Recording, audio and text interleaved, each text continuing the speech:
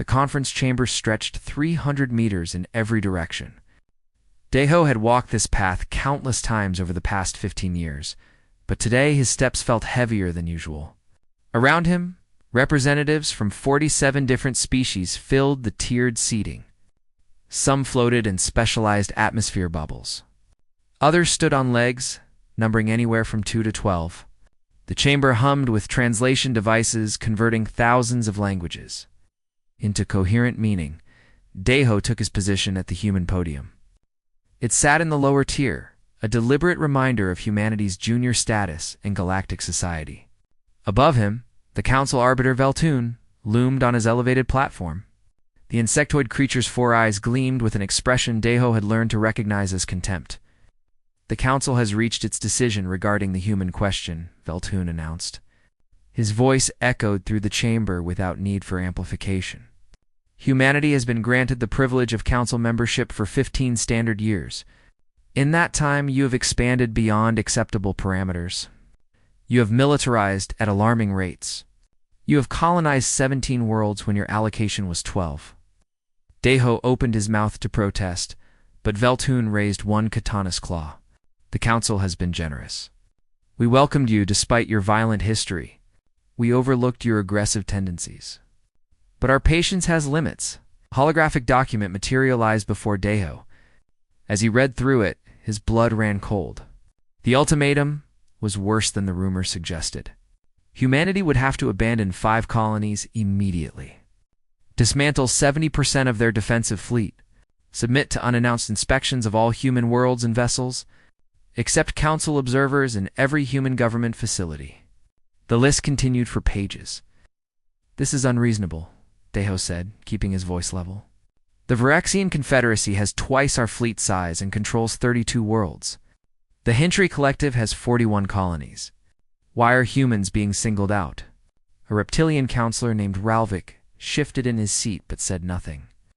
Several other representatives looked uncomfortable. Most simply stared at Deho with the same dismissive expression Veltun wore. The Viraxians have been council members for 6,000 years, Veltun replied. The Hintry for 9,000. They have earned trust through millennia of compliance. Humanity has earned nothing but concern. You will have 30 days to signal your acceptance of these terms. Failure to comply will result in sanctions, blockades, and if necessary, military intervention to protect galactic peace. For 3 weeks, Deho fought. He presented evidence of human contributions to council society. Human engineers had revolutionized jump drive efficiency. Human doctors had cured the Fentari plague that killed millions. Human traders had opened new economic corridors that enriched dozens of worlds. He argued that humanity deserved the same freedoms granted to other species. The council refused to budge. On the 18th day, Deho requested a private meeting with Veltun. The arbiter granted him 5 minutes in a side chamber away from the main floor.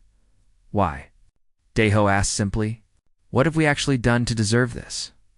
Veltun's mandibles clicked in what might have been amusement.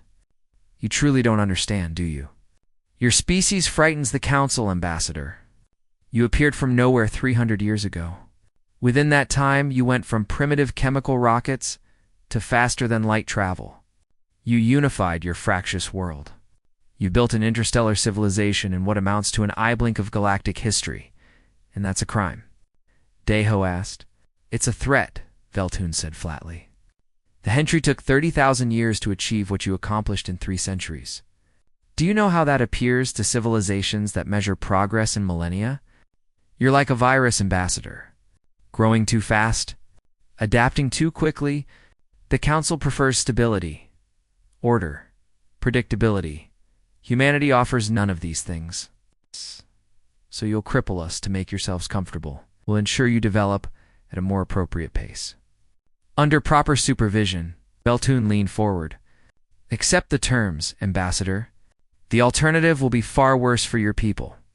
Deho returned to his quarters that night and encrypted a full report to Earth. He included every conversation, every debate, every dismissive comment from council members who thought humans couldn't understand their languages. He attached the ultimatum and his own recommendation. There was no negotiating with the council.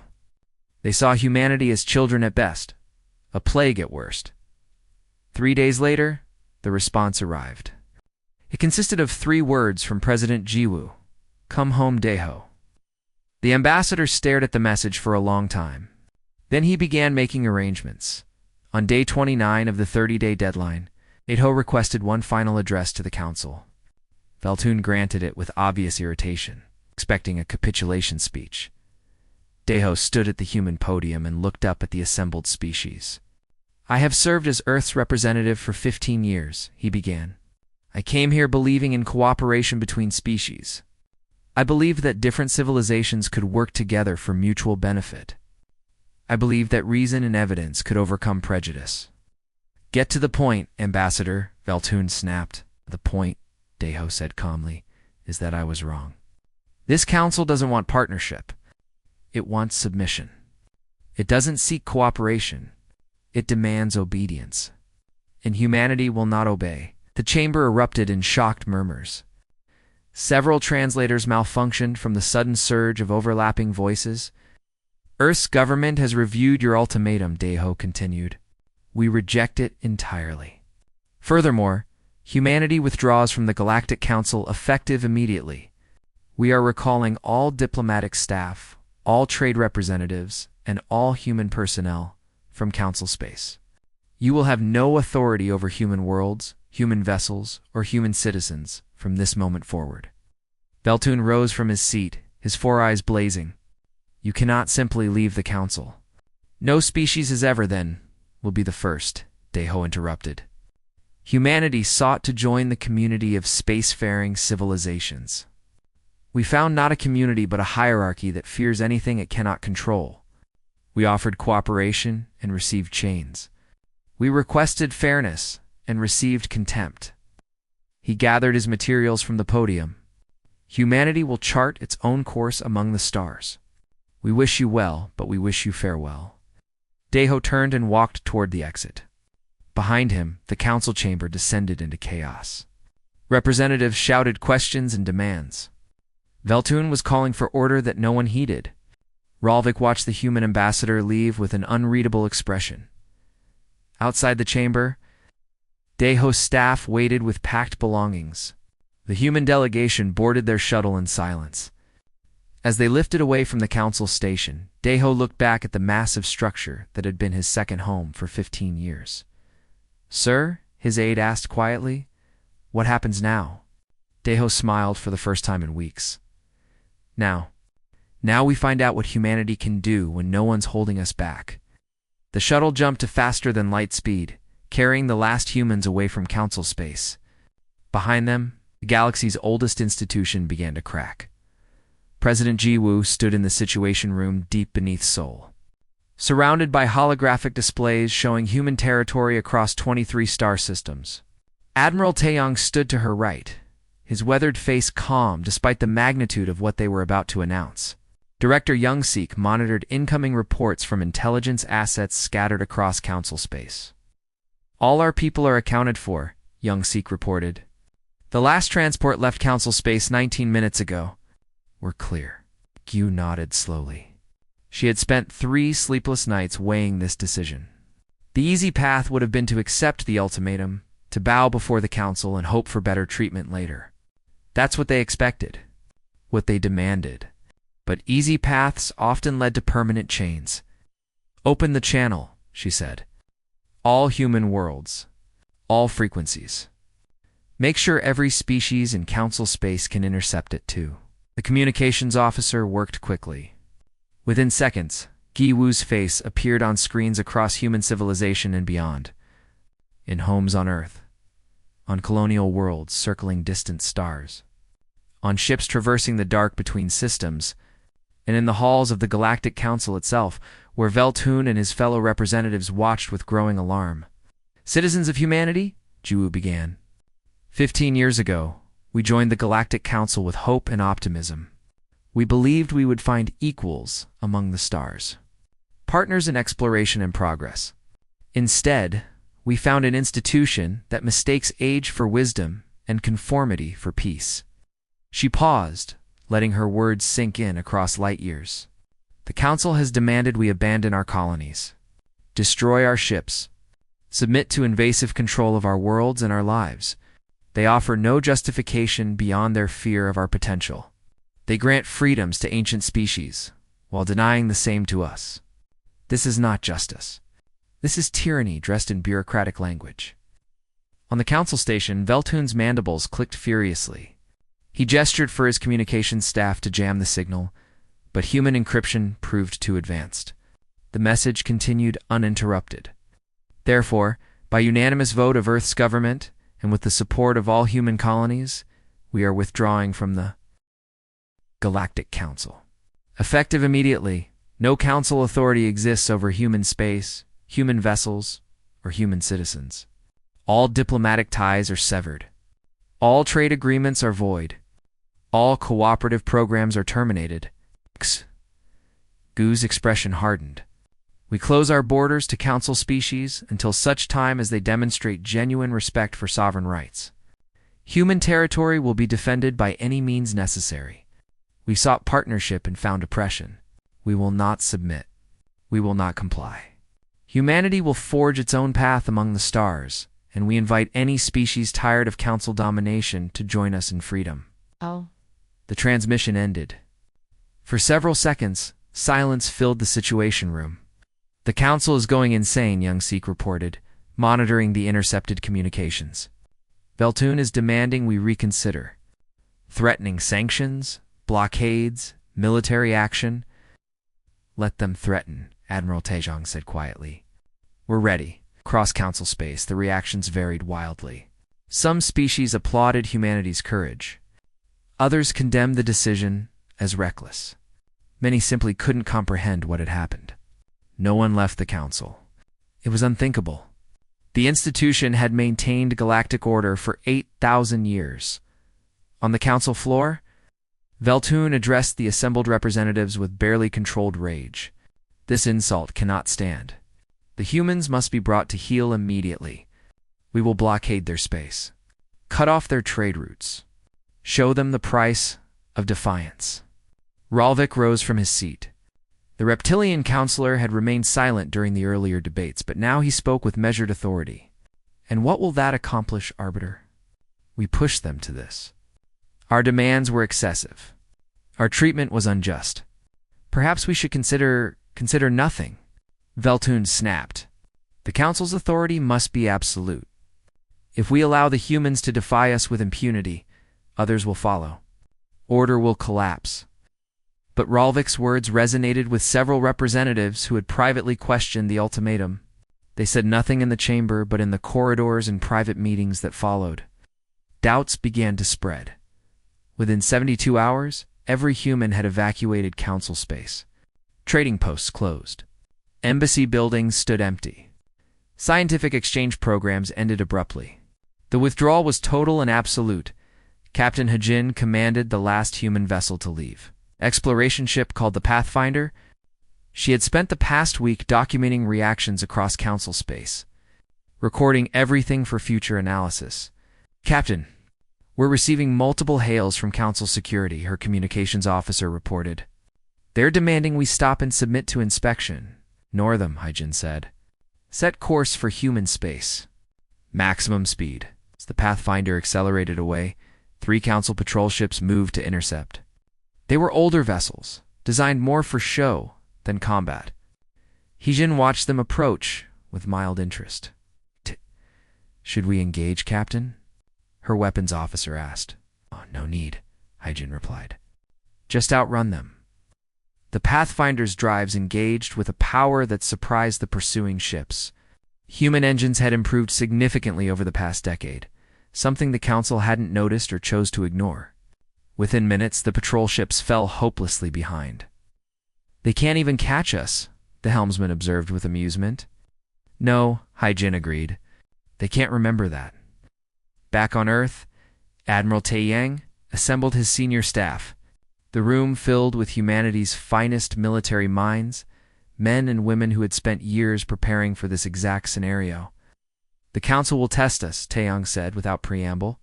They'll probe our borders. They'll try to intimidate us. They'll expect us to back down like frightened children. we will not give them that satisfaction. He activated a holographic display showing human defensive positions. All colonies are on high alert. Every ship is armed and ready. Our sensor networks are operating at full capacity.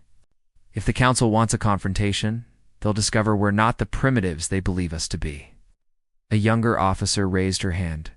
Sir, what if they attack in force? The Council has hundreds of member species.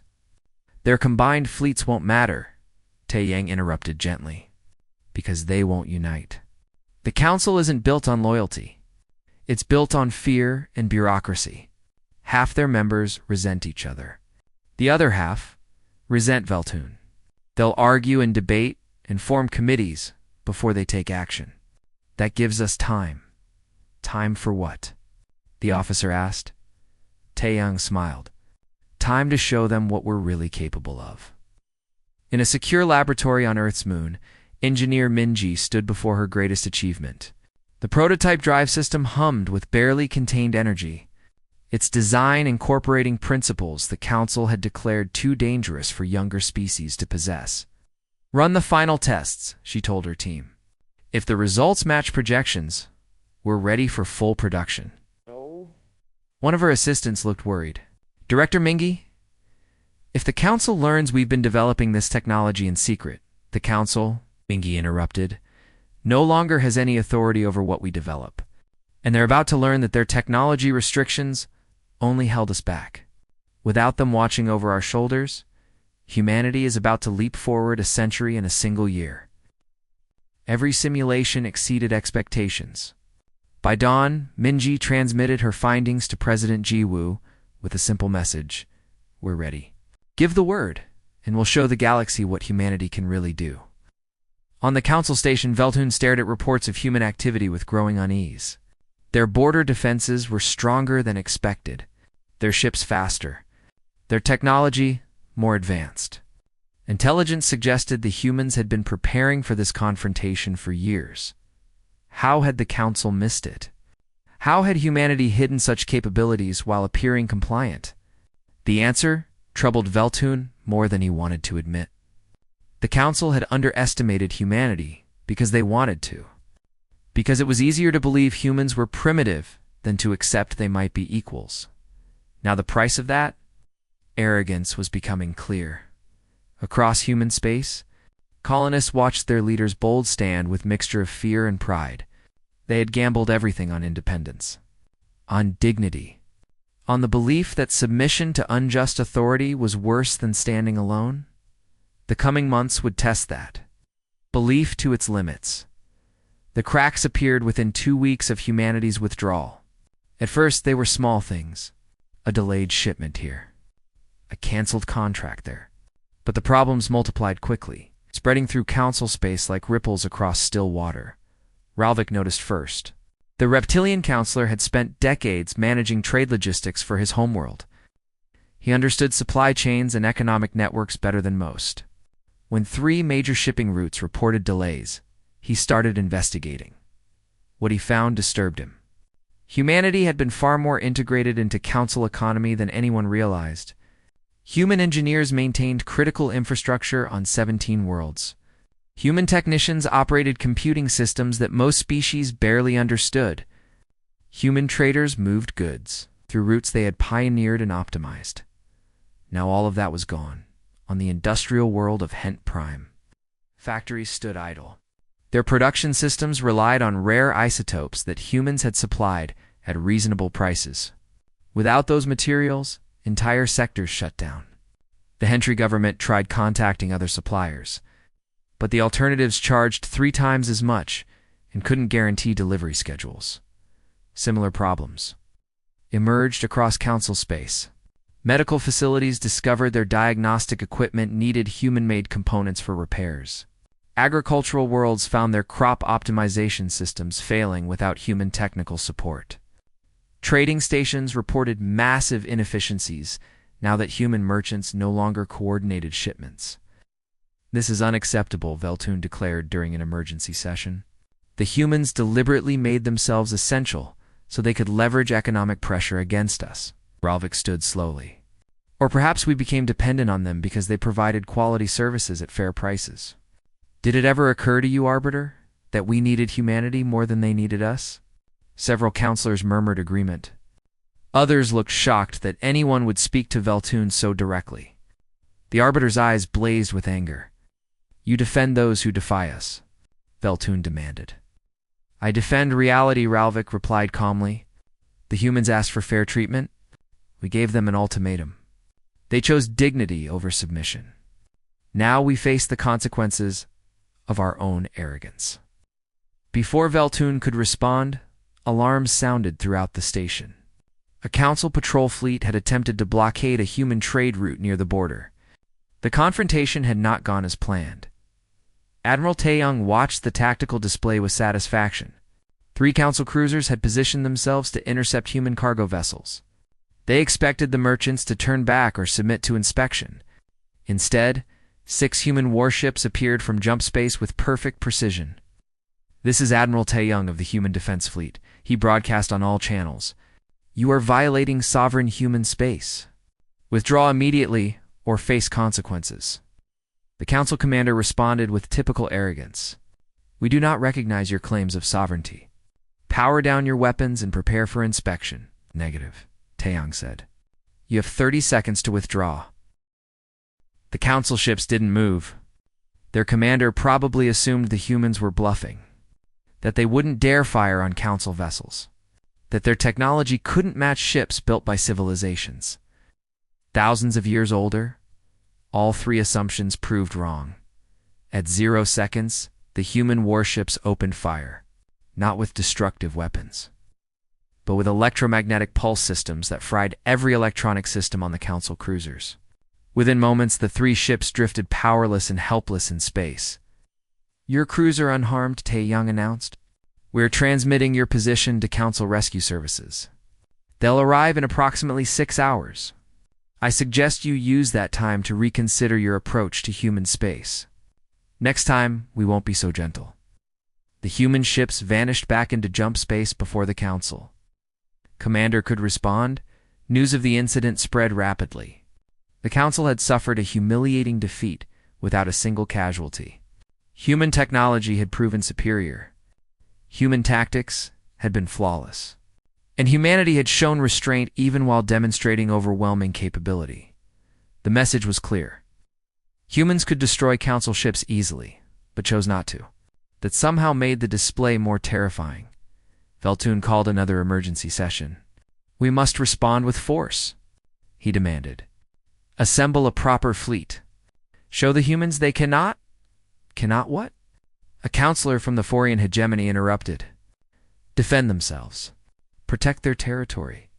Prove they're not helpless. Perhaps the humans have shown us exactly what they're capable of, and we should be grateful they're not our enemies. More counselors voiced agreement. The consensus Veltun had relied on for centuries was crumbling. Species that had never questioned council authority were suddenly asking uncomfortable questions. Meanwhile, in the shadows between stars, merchant Prince Subane operated her growing network.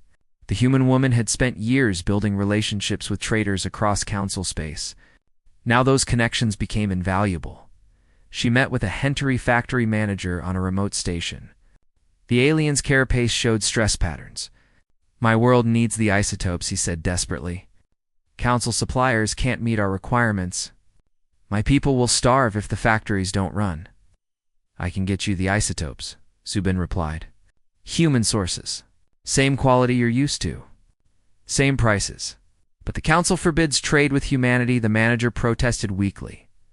Subin smiled. The council forbids many things, but they're not here, are they? Your people need help. I can provide it. What you tell your government is your business. The deal closed within an hour. It was the first of hundreds. Across council space, Subin's network expanded. Desperate worlds needed what humanity offered, and she delivered through secret channels the council couldn't track. Some species felt guilty about violating council sanctions. Most were simply grateful to keep their economies running. The black market trade proved something important. The council's authority only existed where people chose to respect it. When survival conflicted with regulations, Species made practical choices. 3 weeks after humanity's withdrawal, smaller Verthan Compact announced they were leaving the Council. Their representative gave a brief statement explaining their decision. We joined the Council believing it represented all species fairly. Recent events have proven otherwise. The Verthan Compact values independence and dignity. We will seek our own path, and we wish humanity well in their endeavors. 2 days later, the Krell Unity followed with a similar announcement. Then the Silthian Republic. Each departure weakened the Council's legitimacy. Each species cited the same reasons: unfair treatment, excessive bureaucracy, lack of representation in decisions that affected their lives. Veltun tried to stem the tide. He offered concessions to wavering members. He threatened sanctions against those who left. He called for loyalty to galactic order and stability. Nothing worked. Ralvik visited him privately after another fractious session. "You still don't understand, do you?" The reptilian counselor said. "This isn't about humanity anymore." They pulled back a curtain we didn't know existed. They showed every species in Council space that we could choose differently. That the Council's authority isn't absolute. That dignity matters more than security. Without the Council, there will be chaos, Veltun insisted. Species will war with each other. Resources will be fought over. The peace we've maintained was built on oppression, Ralvik interrupted. A peace where junior members have no rights isn't peace. It's submission enforced by fear. The humans rejected that, and now others are following their example. Veltun slumped in his seat. "What would you have me do?" "What you should have done months ago," Ralvik replied. "Admit the Council made a mistake. Acknowledge that humanity deserved better treatment. Offer genuine reform instead of empty promises." But Veltun couldn't bring himself to do it. Admitting error would mean accepting that his 8th century rule had flaws. That the institution he served had become corrupt. That humanity was right. So instead he doubled down. He called for stronger enforcement. He demanded absolute loyalty. He insisted the Council's authority must be preserved at any cost. And with each demand, more species quietly began planning their own exits. On Earth, President Ji Woo read the reports with grim satisfaction. "We didn't want to break the Council," she told Admiral Taeyong. "We just wanted to be treated fairly." "Sometimes breaking something is the only way to fix it," the Admiral replied. "The Council was rotten at its core. Better to tear it down and build something new. And if they attack us in force?" Ji Woo asked. Taeyong smiled. "Then we show them what humanity really learned while they kept us chained. And I promise you, Madam President, it will be a lesson they never forget." 6 months after withdrawal, humanity's true capabilities became impossible to hide. What the Council had dismissed as primitive human engineering revealed itself as something far more impressive. Engineer. Minji stood before the assembled press on Earth, ready to unveil what her team had accomplished. Behind her, a sleek vessel hung in orbital dock, its design unlike anything the Council had seen. "This is the Horizon," Minji announced. "The first ship, using our new quantum slip drive. It can travel distances that would take Council ships weeks to cross in a matter of hours. While the Council restricted our research, claiming such technology was too dangerous for young species, we developed it anyway. Now, we're building 50 more just like it." The demonstration that followed stunned observers. The Horizon jumped across the solar system in seconds. It maneuvered with impossible precision. Its shields deflected weapon tests that would have crippled Council vessels. Every system exceeded what should have been possible for such a young civilization. "How?" a journalist asked. "How did you develop this without anyone knowing?" Minji smiled slightly. "The Council watched what we showed them. They never thought to look deeper. They assumed compliance meant stagnation. They were wrong." Admiral Taeyong put the new technology to immediate use. Human exploration fleets pushed into territories the Council had deemed too distant or dangerous to colonize. Within weeks, human ships discovered 12 habitable worlds beyond Council reach. Within months, colonization efforts began. The expansion was breathtaking. Human colonies appeared on worlds the Council had ignored for millennia. Engineers terraformed marginal planets using techniques that shouldn't have been possible. Populations eager, for opportunity and freedom flooded outward. From Earth and older colonies, but humanity didn't colonize. Alone, Captain Hyjin commanded a fleet of exploration. Vessels ranging far beyond charted space. Her mission was to make contact with isolated species that had never joined the Council, either by choice or because they didn't know it existed. On a world called Tofin, she found a species struggling with environmental collapse. The Tavanites had achieved spaceflight but lacked the resources to save their dying planet.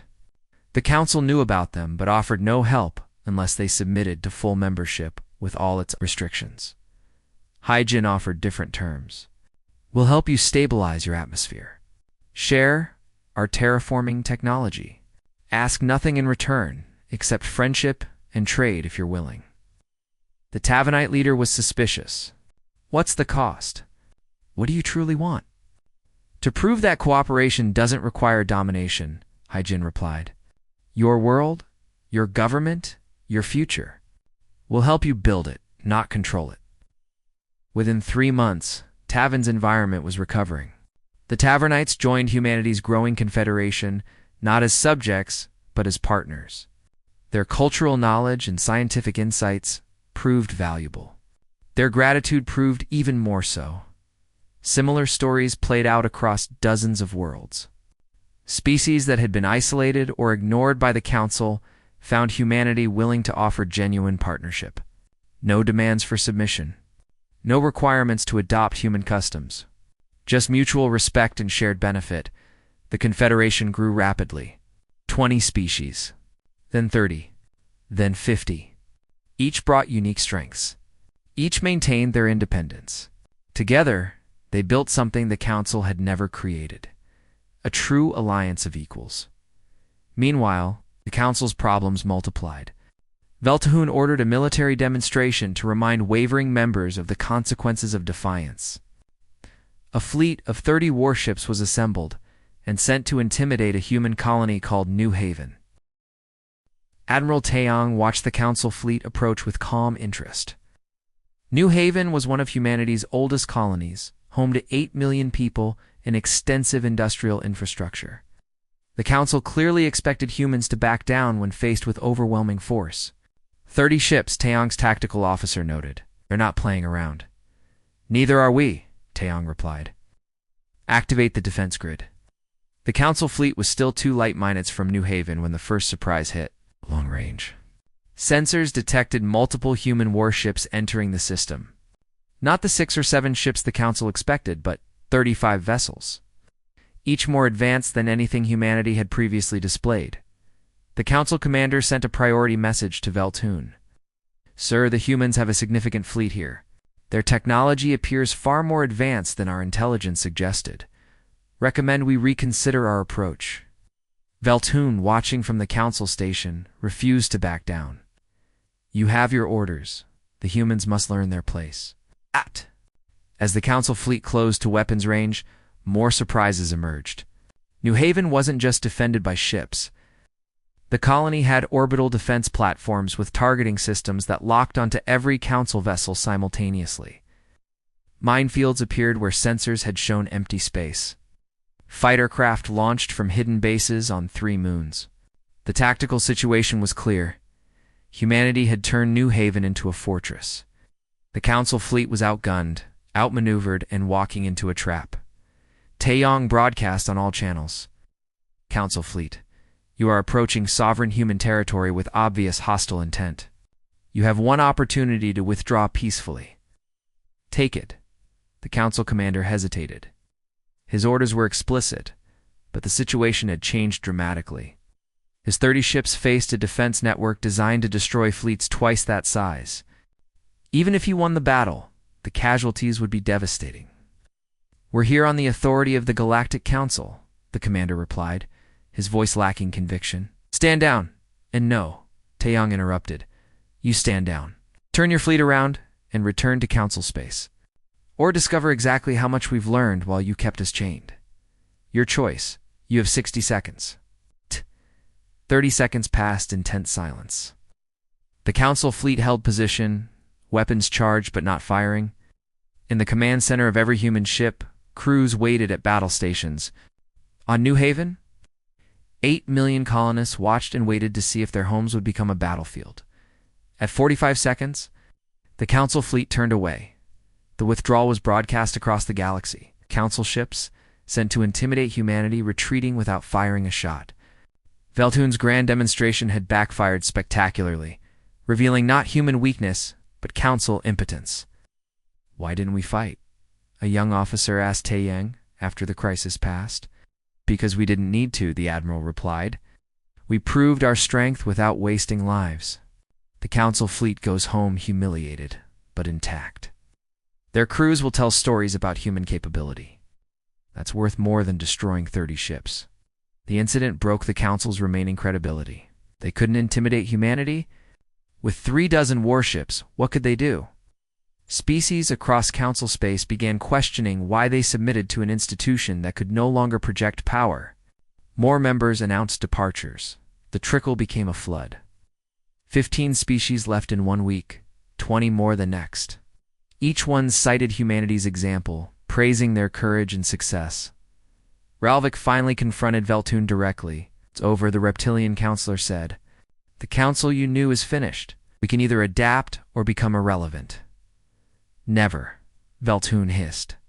"The council has maintained order for 8,000 years. I will not let humans destroy that legacy."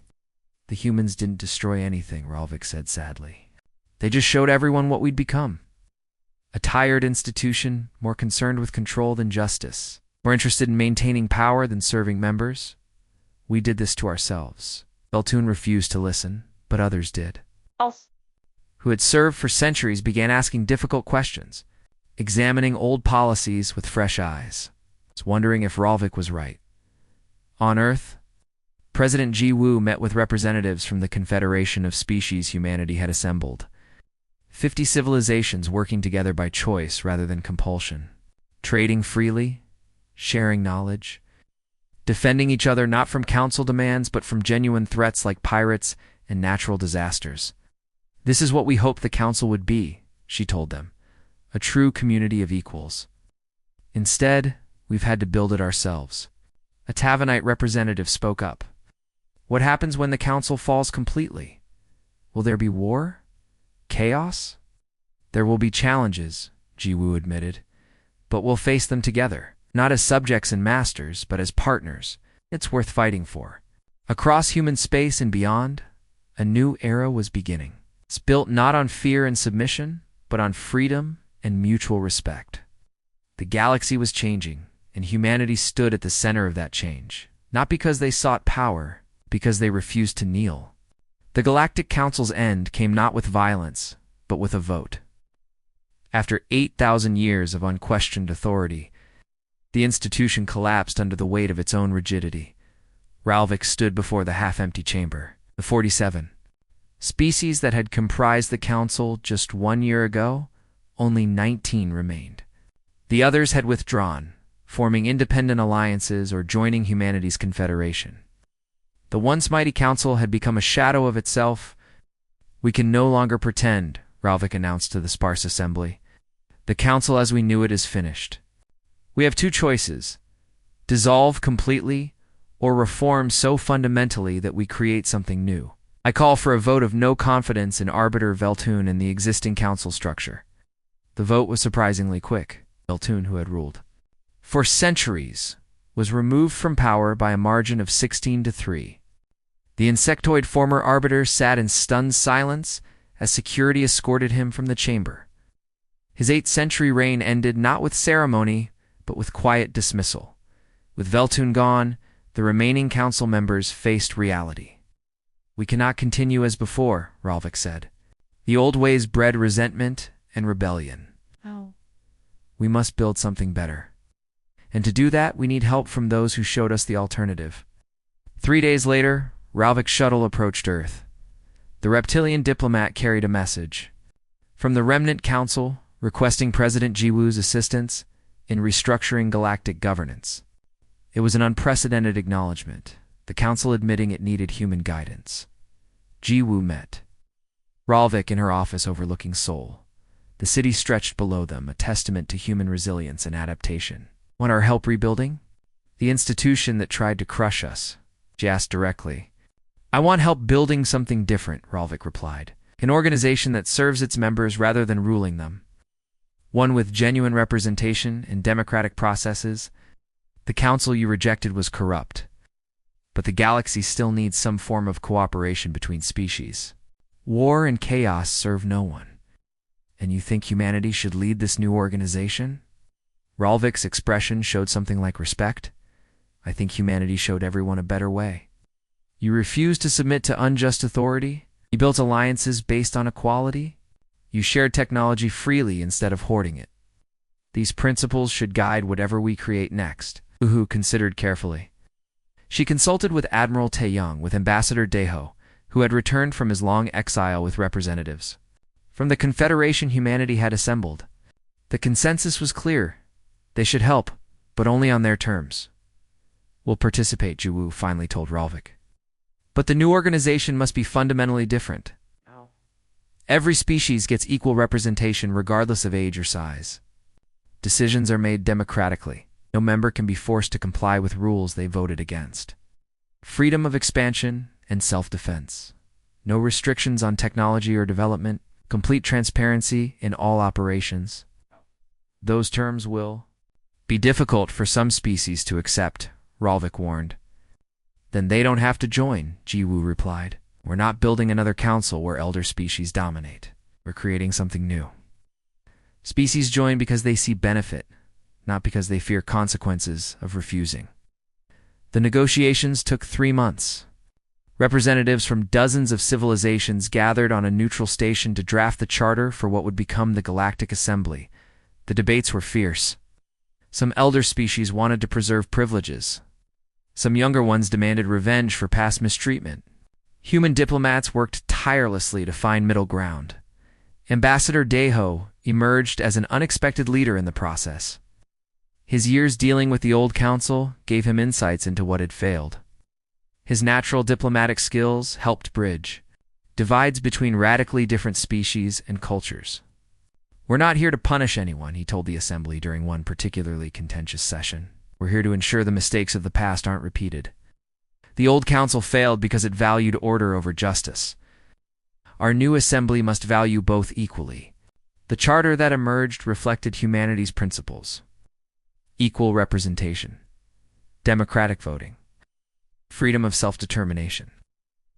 Mutual defense agreements that were voluntary, not mandatory. Trade regulations designed to promote fairness rather than control.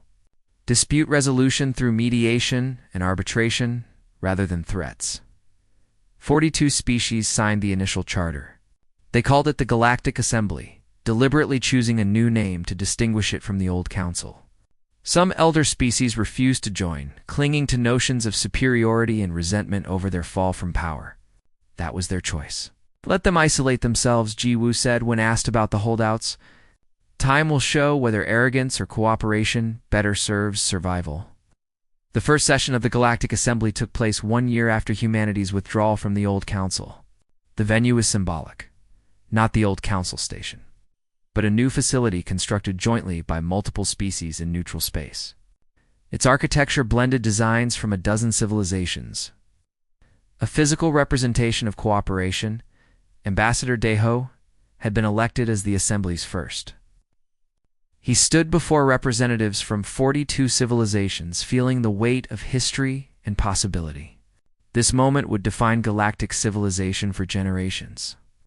1 year ago, he began, humanity rejected subjugation. We didn't seek to destroy the council.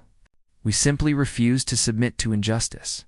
What followed surprised us all. The council collapsed not because we attacked it, but because others found courage in our example. Species across the galaxy chose dignity over security. Freedom over compliance. He paused, looking across the assembled representatives. The old council ruled through fear and bureaucracy. It mistook age for wisdom and conformity for peace. It granted privileges to some while denying basic rights to others. That institution deserved to fall. But we stand here today not to celebrate its death, but to birth something better. The Galactic Assembly is founded on principles humanity learned through hard experience. that all civilizations deserve equal respect, that diversity of thought and culture makes us stronger, that cooperation must be chosen freely, not enforced through threats, that the measure of civilization is not how long it has existed, but how justly it treats both its own people and others.